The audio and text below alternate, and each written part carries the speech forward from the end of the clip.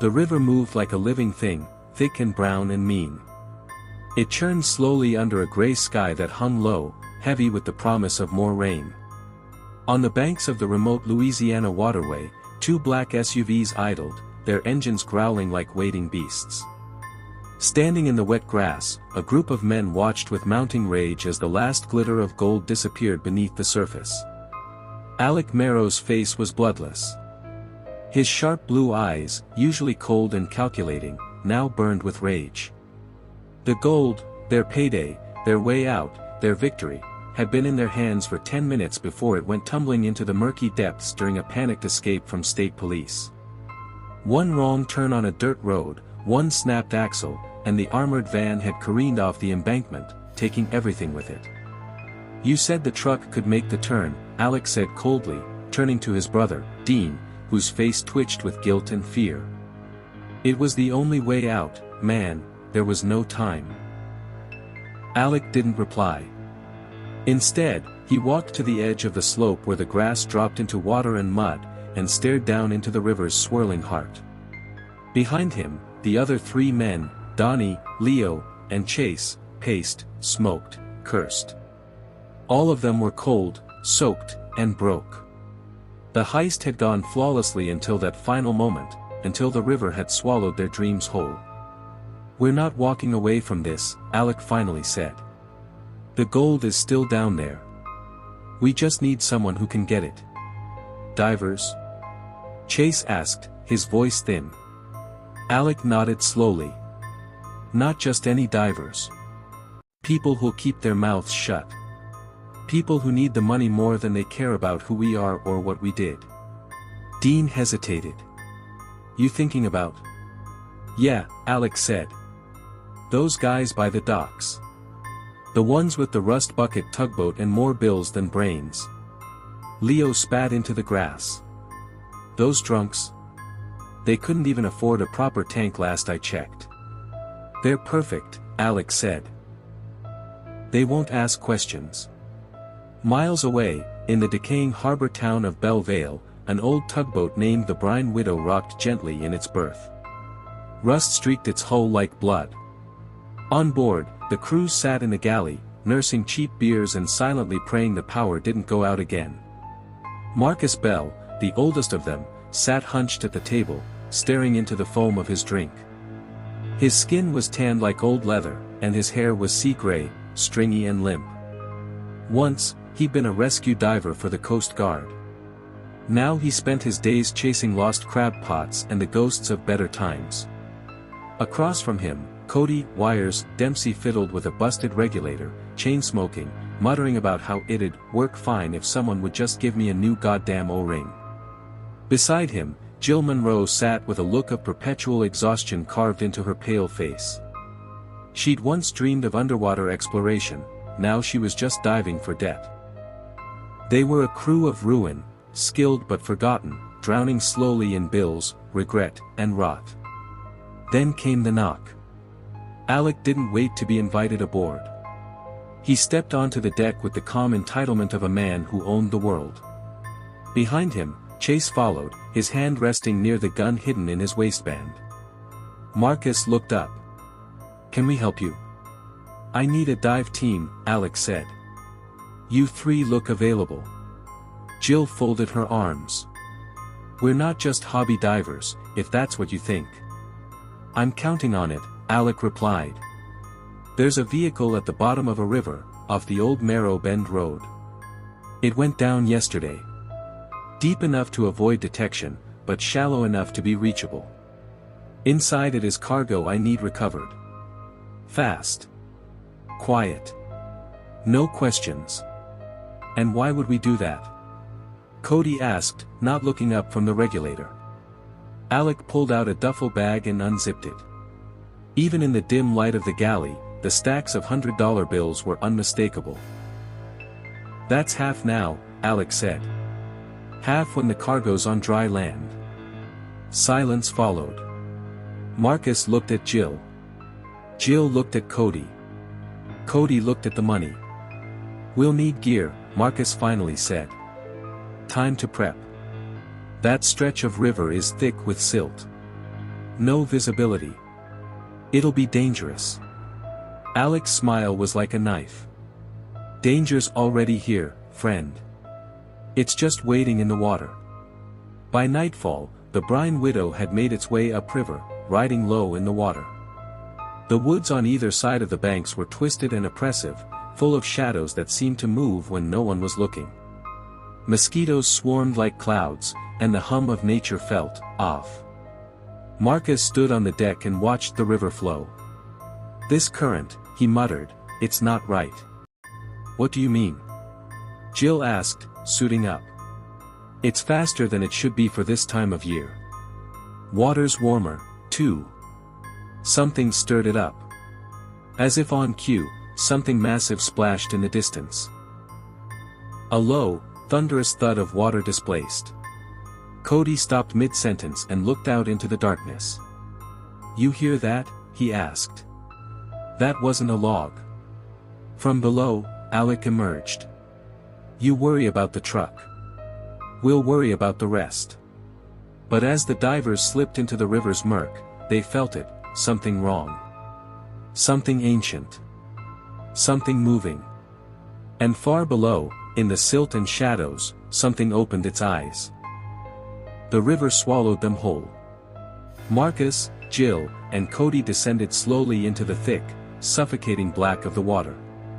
The surface light vanished within seconds, replaced by a swirling nothingness. Every movement stirred up clouds of fine silt, turning their beams of light into foggy tunnels that illuminated almost nothing. Jill's heart pounded beneath her wetsuit. Her breathing rasped in her ears, louder than it should have been. Steady, she told herself. You've dived in worse. You've been deeper. But that didn't change the feeling, the creeping certainty that they weren't alone. Through her fogged mask, she could just make out Cody's silhouette, kicking forward, flashlight bobbing. He gave a thumbs up. Somewhere to her left, Marcus was sinking like a stone, moving with the calm efficiency of a man who'd stopped caring about death years ago. The van appeared like a ghost in the silt. Tilted on its side, half buried in mud, the vehicle looked more like a coffin than a car. Its rear doors were twisted, partly open, with weeds and aquatic vines wrapped around them like arms pulling it down. Jill drifted closer.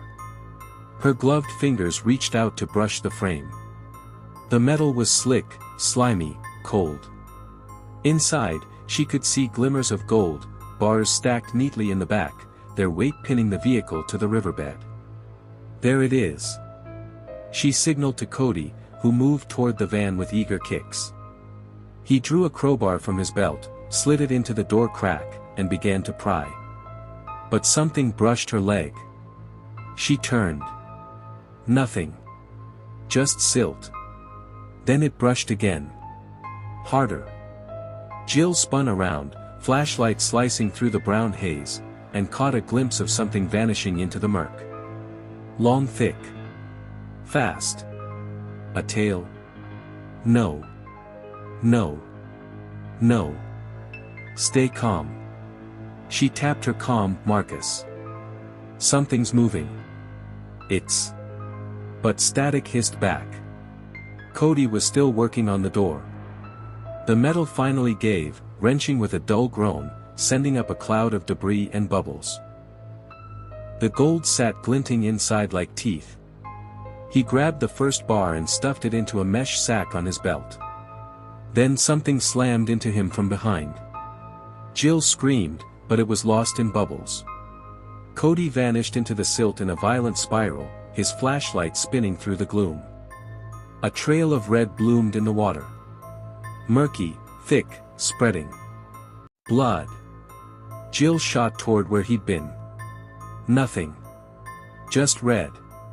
Just dark. Cody, she yelled into the comm, Cody, respond. Static. Marcus appeared out of nowhere, grabbing her arm and jerking her away from the wreck. Up, he barked. Now. They surged for the surface, kicking hard. The weight of the water felt heavier now, like the river itself didn't want to let go. Something brushed past them again, massive, swift, silent. Jill broke the surface gasping. The air was hot, foul with the stink of decay and diesel. The brine widow floated nearby, deck lights casting long, yellow trails across the water. Marcus came up beside her, his face pale. "Where's Cody?" Alex shouted from the deck, stepping forward with his arms raised. Jill shook her head. "Something took him. Big. Fast. A gator?" Chase called. "No," Marcus muttered, pulling himself aboard. "Too deep. Too fast. That thing, it was no gator." They got Jill on deck just as she tore her mask off, chest heaving. Alec frowned. "You get the gold." Jill stared at him. "Cody's dead. But you got the gold." Alec repeated. Marcus threw a single bar at his feet. "One." Before that thing hit. Alec picked it up, brushing slime from its surface. "You're going back down." Jill stepped forward. "Are you insane? We just watched something kill him. You want us to go back into that? You agreed to the job. Half now, half later. And I want the other half." "We'll go back," Marcus said darkly, "after sunrise. When there's light." "You think the sun scares that thing?" Alex sneered. "I think it scares me less than diving blind into a death trap," Marcus growled. The crew stood in silence. In the distance, something splashed, louder than before. Closer. Leo appeared from below deck, wide-eyed and sweating. "You guys need to see this." They followed him down into the galley, where he'd set up a weathered laptop connected to a sonar scanner. The grainy screen pulsed slowly, drawing out topography of the riverbed. "Look at this," Leo said, pointing to the screen. Beneath the sunken van, a shape moved, huge, serpentine. The outline of something that coiled and twisted, almost lazily, as if it had all the time in the world. "I thought it was driftwood," Leo whispered, until it moved against the current. Alex stared at it. "What the hell is that?" "I don't know," Marcus said. "But it's hunting." Donnie looked up, his voice dry. "It's not just the river we should be afraid of." "What do you mean?" Chase asked. He pointed toward the woods lining the bank. "I've seen things out there. Watching. We're not alone. And I don't mean animals." Silence fell again, deeper than before. Like the river itself was listening. Above, the wind howled across the deck. And from the trees came a sound none of them could explain.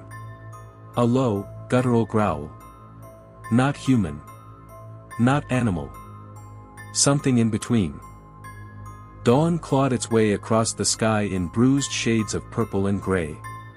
The sun offered no warmth, just a weak light that painted the surface of the river with oily reflections. The crew of the Brine Widow had slept in shifts, if they slept at all. Jill hadn't. Every time she closed her eyes, she saw Cody's body spiraling away into the darkness, the cloud of blood, the glimpse of something enormous and alive moving just out of sight. The worst part? The silence. No screams. No sound. Just bubbles, and then nothing. Marcus stood at the bow, wetsuit half unzipped, smoking a hand-rolled cigarette. He didn't say a word as Jill approached. "I don't want to go back down there," she said. He exhaled slowly. "We don't have a choice. You think Alex letting us leave without that gold? I think we should leave now. Cut our losses. There's something in that river. There's something worse on this boat," Marcus muttered.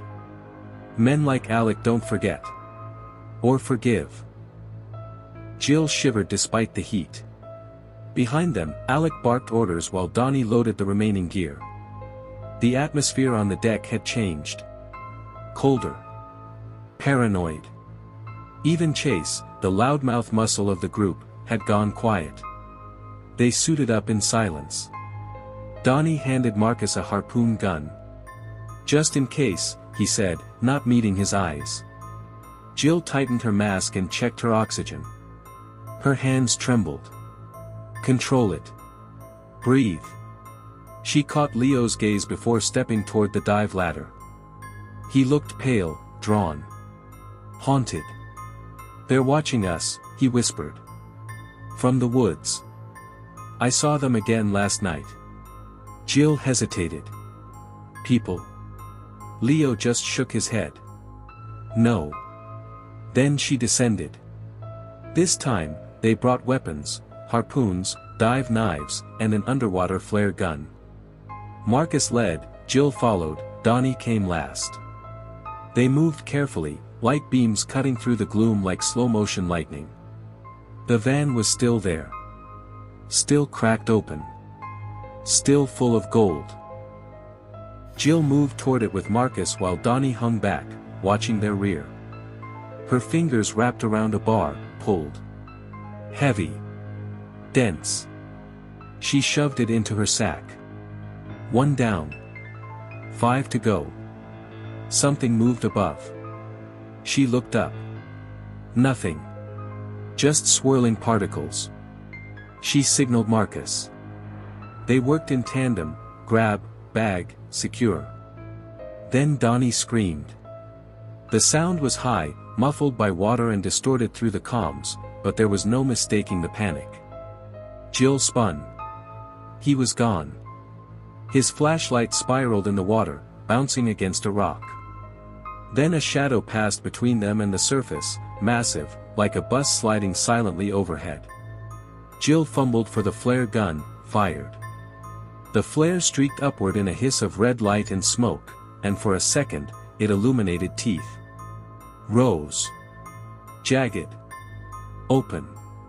The shark. No, not just a shark. This thing was wrong. Too big. Too fast. Its flesh was scored with scars, its skin pale and unnatural in places like it had sloughed from something dead. It had one clouded eye. The other locked onto her. It turned. Coming. Jill screamed and kicked back, her bag of gold forgotten. Marcus surged between her and the beast, firing the harpoon. A direct hit, but the thing didn't flinch. It took the harpoon, ripped through it like paper, and vanished upward in a blur. Blood clouded the water. A scream cut off. Marcus's arm floated down, severed at the elbow. Jill froze. Bubbles poured from her mouth. Her vision narrowed. She couldn't breathe. Then strong hands grabbed her. Leo. Leo. He was in a suit, dragging her up, kicking fast, jerking her away from the van and the trail of blood. They broke the surface together. Alec was screaming on the deck. Get them up. Get them the hell up. Jill collapsed onto the wood, vomiting water. Leo pulled his mask off, panting. Marcus? Alec demanded. Jill looked up, shaking. He's dead, she rasped. It took him. Alec's face twisted in anger, not grief. Donnie's body surfaced moments later, or what was left of it. His torso, mauled and shredded, bobbed limply in the current. One arm gone. His mask shattered. No one spoke. Even Alec stepped back, repulsed. From the woods, a sound rose. Laughter. High-pitched. Inhuman. Chase grabbed his rifle. What the hell was that? Alec scanned the tree line. I thought this place was abandoned. No, Leo said. It isn't. I saw them last night. Eyes in the dark. Faces too pale. Watching us from the trees. Locals? Alec asked. No. Not anymore. Suddenly, Jill stiffened. The van. The gold. We have to leave it. It's cursed. Alec shoved her. Shut up. You don't call the shots. She snapped. You didn't see that thing. It's not just a shark. It's like it's been feeding on something else, on them. Alec raised a hand like he might hit her, but Leo stepped between them. Enough. We need to get out of here. But we only have 3 bars, Alec hissed. That's not enough. Jill stood tall, dripping.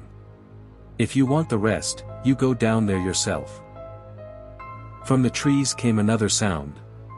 A wet dragging noise. Then a figure stepped into view. It wore a wetsuit. Torn. Bloody. A diver. Cody. But his face was wrong. Split down the center. Smiling too wide. His eyes were black holes. Water poured from his mouth as he pointed directly at the boat. And from the river, something rose beneath them. A bump. The boat rocked. Then again. Harder. Beneath their feet, the water bulged. And something began to climb. The brine widow groaned under the weight of something pressing against its hull. Everyone on board froze. A sharp, metallic clang rang out as though something scraped across the underside of the boat, something vast and deliberate. Chase rushed to the stern, rifle raised. What the hell was that? Before anyone could answer, Cody's corpse, or whatever it was, stepped further from the trees, its boots squelching in the mud. Water continued to stream from its mouth, never stopping, never slowing. That smile, too wide, too torn.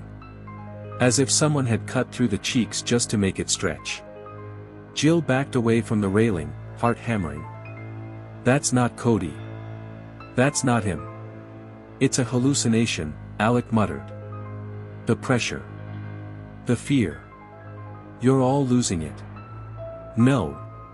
Leo snapped, pointing at the shore. Look at his suit.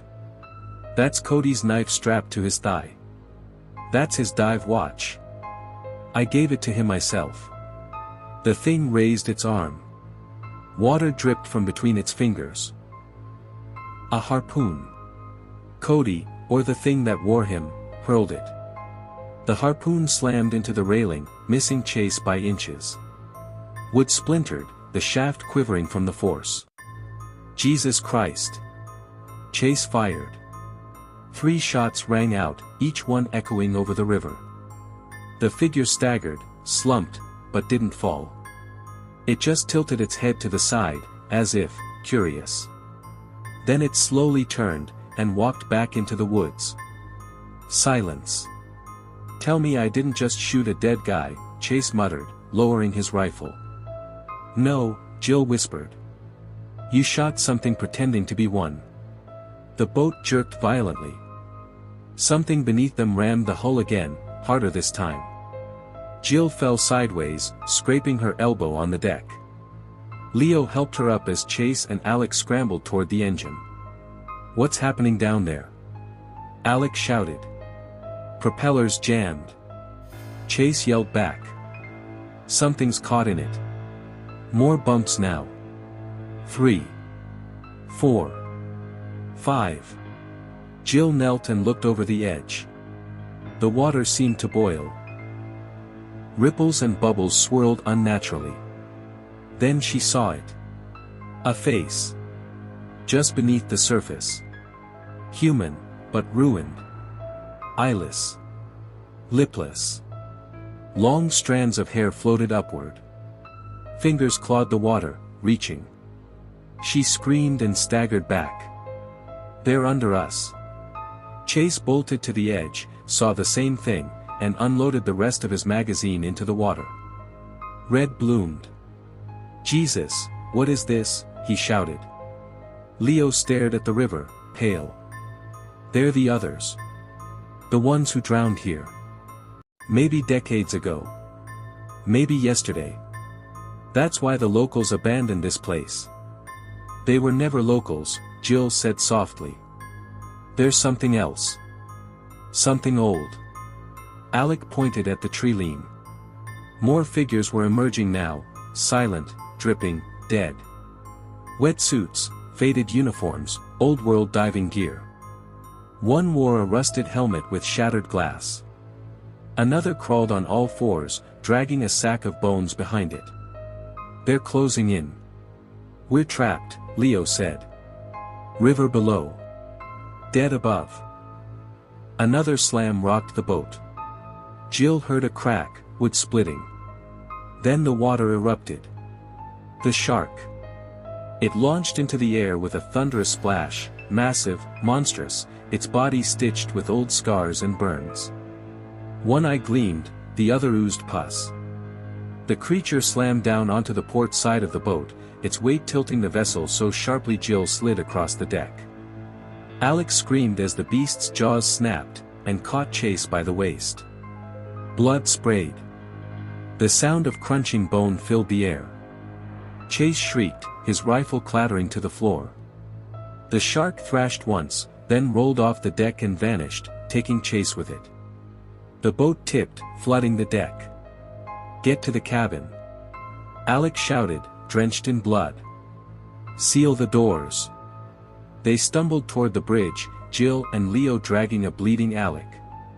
Behind them, water poured across the deck, and from the woods, the dead began to run. They didn't stumble. They didn't groan. They sprinted. Silent. Grinning. Jill shoved the cabin door shut just as one of them reached the railing. It slammed its head against the glass, cracking it instantly. Inside the cabin, Alex slumped into a chair, clutching his stomach. We're not gonna make it. We are, Leo said, loading the flare gun. We just need to get the engine back online. There's no engine, Alec grunted. It's shredded. Jill's hands trembled as she looked out the side window. The deck was awash in river water.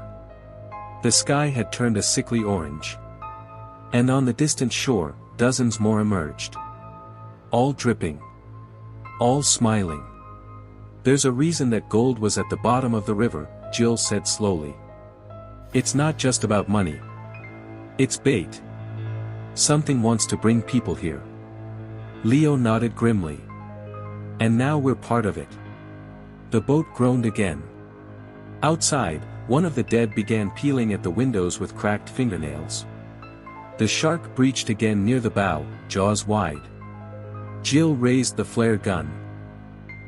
If we're going down, she whispered, we're taking some of them with us. The river no longer whispered. It screamed. The cabin's thin walls trembled under the assault. Cracks slithered across the windows as the drowned slammed their heads and fists against the glass, over and over. From every direction came the sound of nails dragging wood, the creak of rotting limbs, the low moan of waterlogged lungs exhaling breath they no longer needed. Alex sat slumped in a chair, pale and barely conscious, blood still soaking through his shirt. Jill tore fabric from a seat cushion and pressed it against his side. He didn't even flinch anymore. We need to move, she whispered to Leo. Now. Leo knelt beside the busted radio, sparks flickering from the wires. The battery's fried. This thing's not calling for help anymore. A loud crack snapped their attention to the front window. A face smashed against it, bloated, skin sloughing off, teeth bared in a permanent, unnatural grin. One eye dangled loose from the socket, swaying with each impact. We don't have time, Jill said. A sound like sizzling meat echoed from below. Jill rushed to the floor grate and peered down. Boiling water.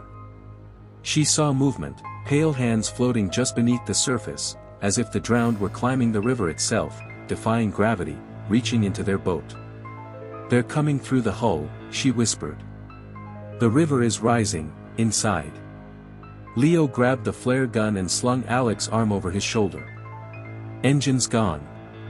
We either abandon ship, or we go down with it. But the river, Jill's voice faltered. The shark. The drowned. They're waiting for us. No, Leo said. They want us to stay. That's why they're attacking now. They know we're close. Close to what? Leo stared through the cracked window at the spot where they dropped anchor.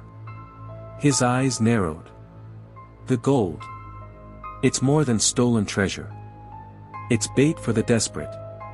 Every poor bastard who came here before us. They thought they were salvaging riches. But it was calling them. Jill shuddered. You think the gold's cursed? No, Leo's voice was low. I think it's guarded.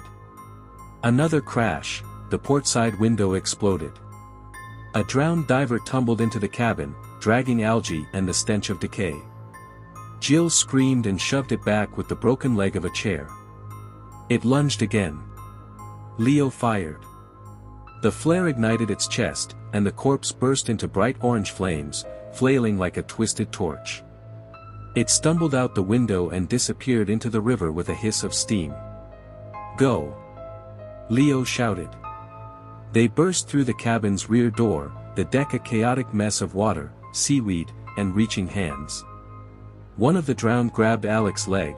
Jill turned and stomped its skull until it caved in. Together, they pushed toward the diving gear. 2 tanks. One half empty. The third had a cracked regulator. We can't all dive, Jill said. Not with this. Leo looked at her. You take Alec. I'll draw them off. I'll dive after. No, she grabbed his arm. We all go. Together. But time betrayed them. The shark breached again, knocking the stern into the water.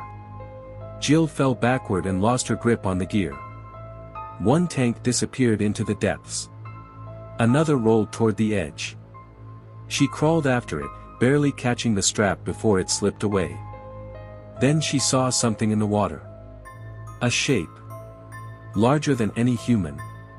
Larger than the shark.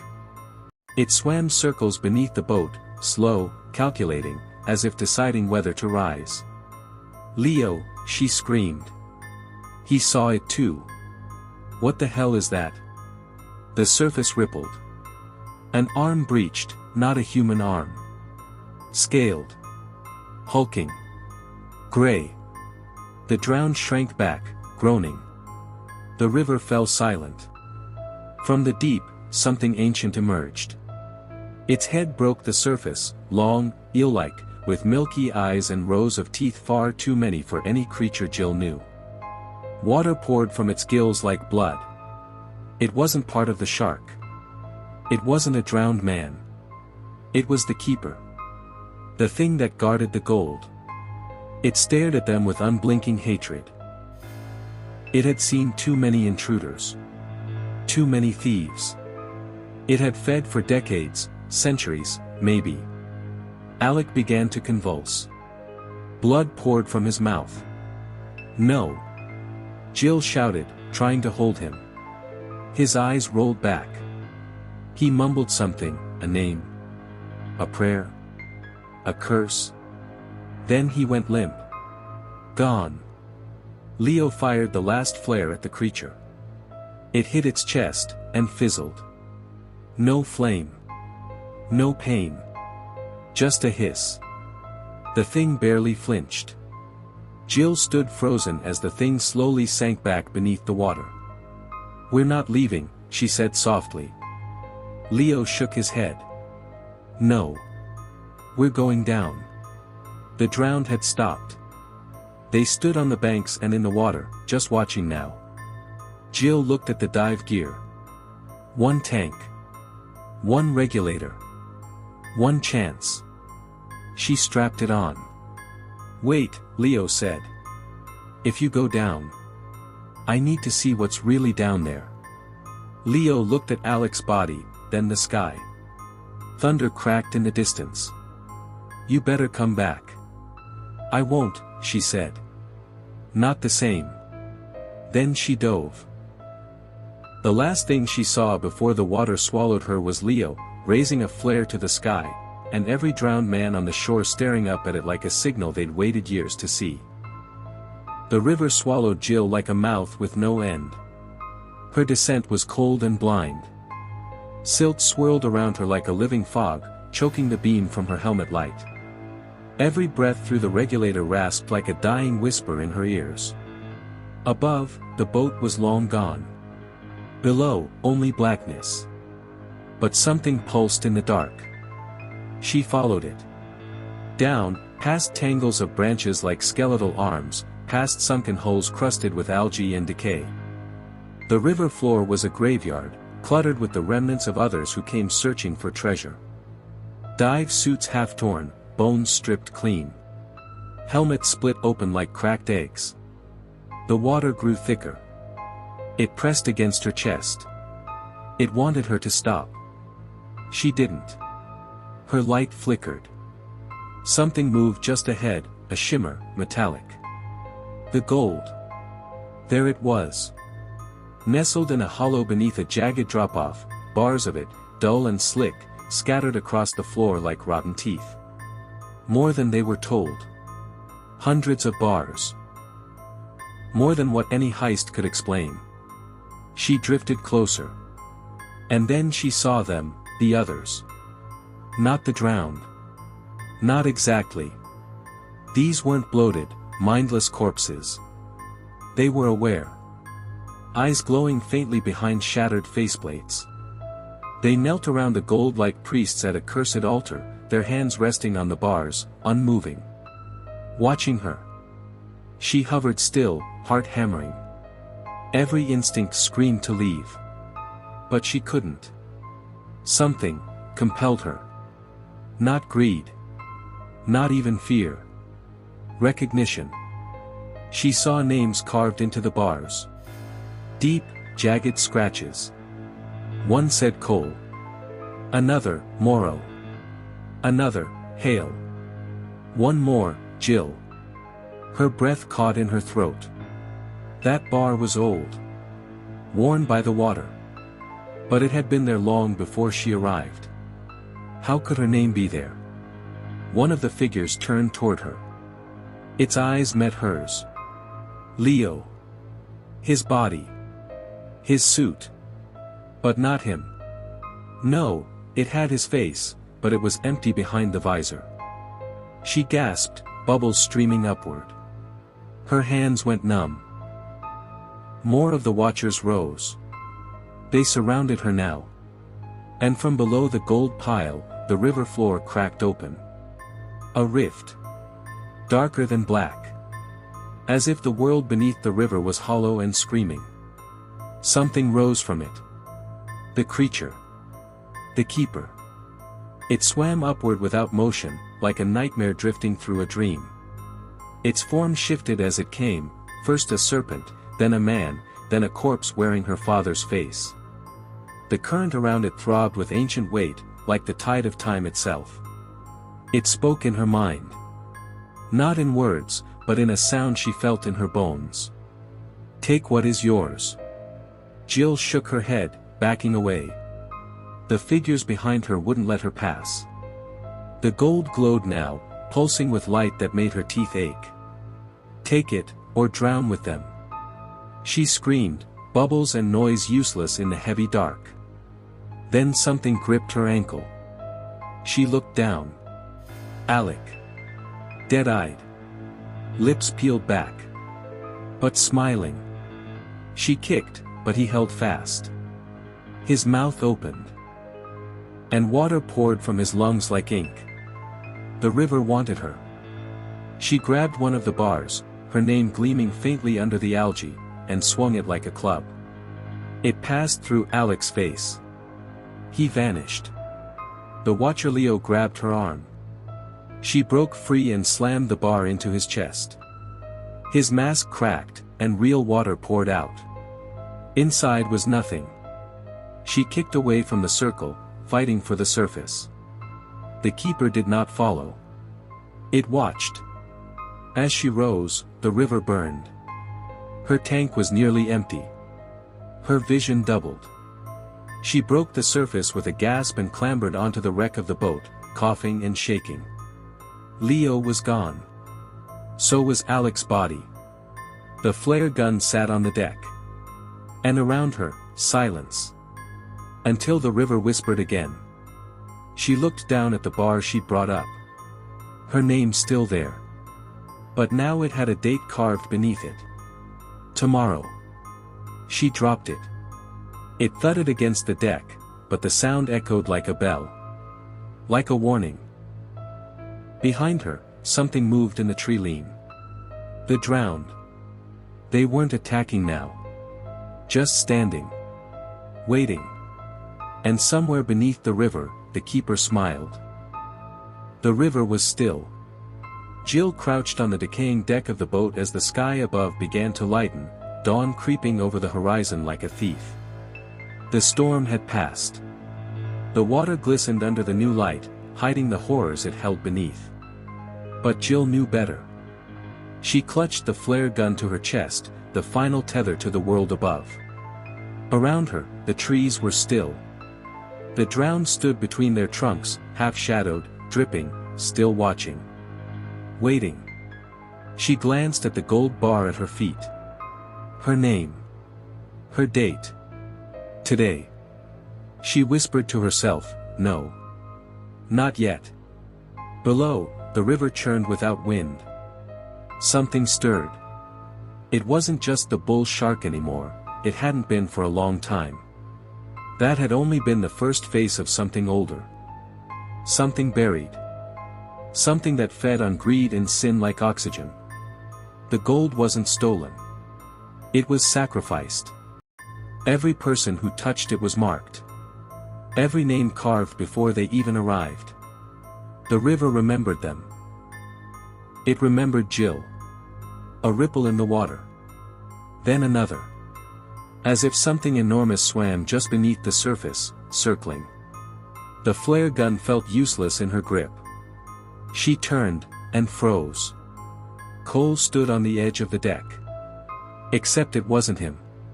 His skin was gray, his eyes black pits, his fingers bone-white and dripping rot. He held another gold bar, raising it toward her. "Take it," he whispered. "It's yours." Behind him, the others emerged from the water. Alec. Hale. Morrow. All of them bloated, silent, grinning through rotting lips. "You brought us here," Hale hissed. "Finish it." The gold bar in Cole's hand glowed faintly, veins of red slithering across its surface like blood vessels. Jill raised the flare gun and aimed it at his chest. He didn't move. "You think fire can stop what water claimed?" he rasped. She fired. The flare hit him squarely in the chest, and he burst into flame, shrieking. But it was wrong. No smoke. No ash. His scream turned into a laugh, long and hollow, and his form dissolved into steam that slithered back into the river. The others lunged. Jill ducked, grabbed the gold bar at her feet, and hurled it into the water. The river screamed. Not with sound, but with pressure. The very air around her seemed to collapse.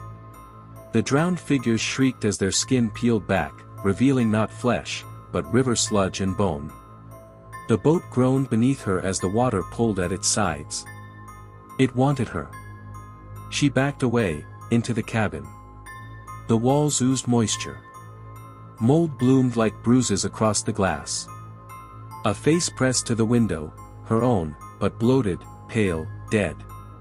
Her reflection grinned and whispered. "You've already drowned. You just haven't sunk yet." She screamed and smashed the window with a wrench. The face vanished. The water poured in.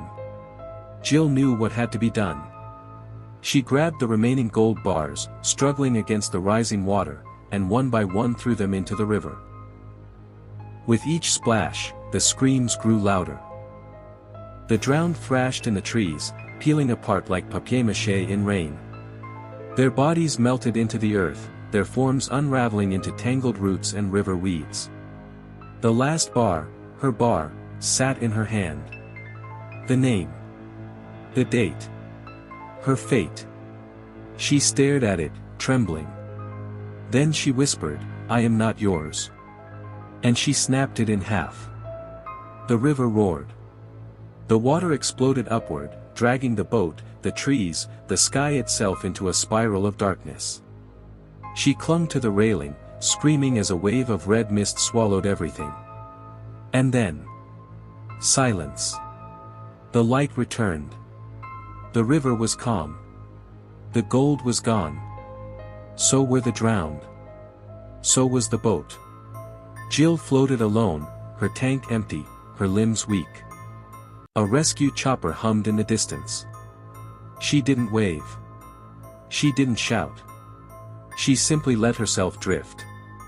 They pulled her from the river, eyes wide, skin cold, whispering the same word over and over. Below. She never spoke again. But sometimes, when the water is low and the wind is still, people swear they see a woman's face just beneath the surface, eyes open, mouth moving, as if she's still warning us. Don't take what the river gives back. And they say if you dive too deep near that cursed bend, you'll find gold with your name on it.